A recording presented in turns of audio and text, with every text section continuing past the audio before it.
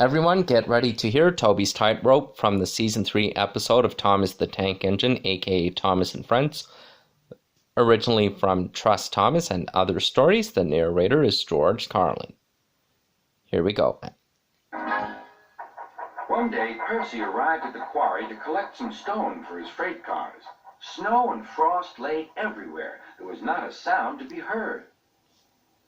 Percy ventured further. He found Mavis, the new diesel engine, resting in the shelter of some rocks. "Cheer up, Mavis," he whistled.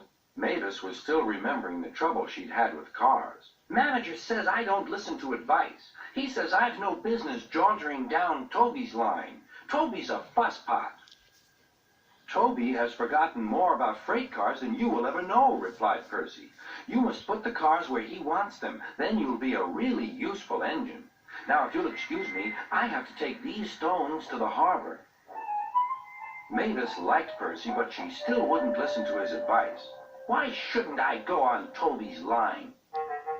The siding arrangements were awkward. To put the cars where Toby wanted them, Mavis had to make several journeys.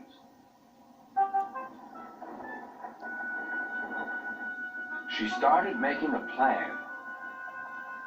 "If we used the teeniest bit of Toby's line," she said to her driver, "we would save all this bother." Her driver, suspecting nothing, allowed them to go as far as the first level crossing.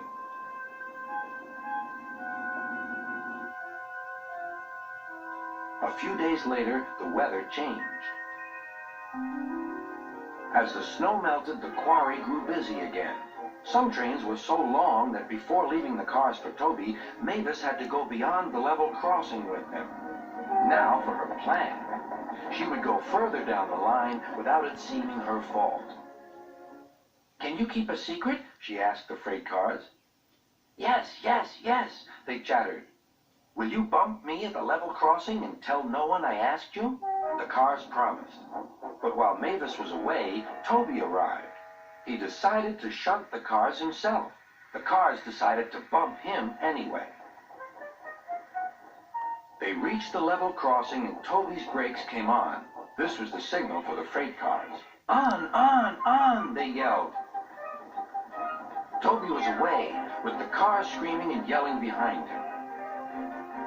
No one realized that melted snow had turned a stream ahead into a torrent, and the bridge above it was about to collapse.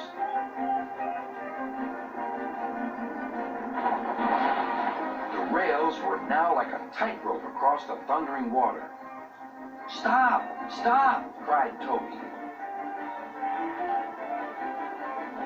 His driver fought for control. They came nearer and nearer to the bridge.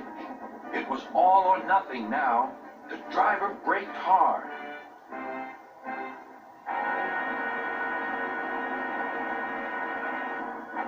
Toby stopped, still on the rails, but with his wheels treading the tightrope over the abyss.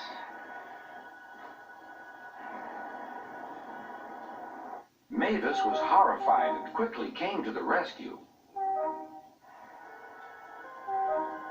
Workmen anchored Toby with ropes while she pulled the freight cars away. Then she helped Toby to safety.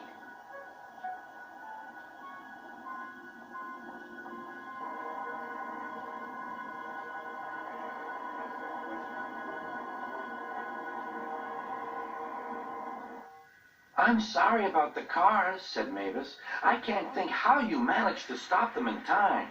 "Oh, well," said Toby, "my driver told me about circus people who walk tightropes, but I just didn't fancy doing it myself." Later, Sir Topham Hatt arrived. "A very smart piece of work," he said. "Mavis, you did well too, I hear." "It was my fault about those cars, sir," she faltered. "But if I could..." "Could what?" "Come down the line sometimes, sir. Toby says he'll show me what to do." "Certainly," replied Sir Topham Hatt, "if your manager agrees." And so it was arranged. Now Mavis is as happy as can be, and Sir Topham Hatt thinks she's really useful indeed.